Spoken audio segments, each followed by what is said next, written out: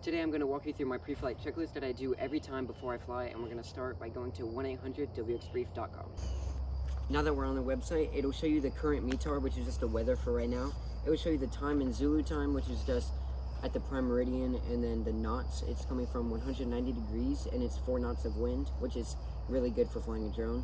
And then 10 statute miles of visibility, which you only need 3 to fly, and clear skies, and that's really good, so no clouds, so we can fly. And then under that, it'll show you the notice to air missions, so anything that the airport needs to give out like right away, any information that could stop you from flying. So the first one is just a runway that doesn't apply to us, and then an obstructed tower light, which shouldn't matter to us because it's west southwest of the airport, which isn't in our way. And then a power line, which is east northeast, which also isn't in our way. And then another runway, and then mowing. None of that applies to us.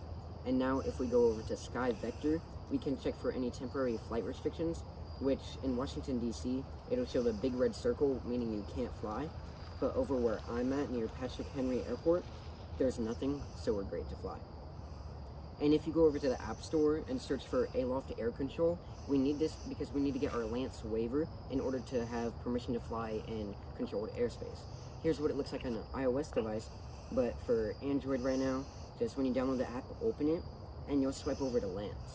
And select recreational because we're not under Part 107 right now. And just do anything in the green zone right there. So I'm gonna just move it to 250 because that's all we need. And you can adjust the size of whatever you need. So I'll just move it down low down there, and then click next. Now for 2 hours. And that's all you need to do. Agree and submit. It'll have my name and phone number, but I'll blur it out. And that's all you need to do. Now that we're at the church where I'll be flying, I just want to point out the hazards. So this power line right here is the main hazard because the obstacle avoidance on the drone can't see it, just because it's a small, tiny power line. So I just need to watch out to avoid that and not fly too much near it. And then honestly, the trees and everything else, like just the trees, is the main other hazard. And just not to get too close to the church or the sign. And that's all the hazards, so let's go fly. Now that we're finished with everything, here's the final video of the church.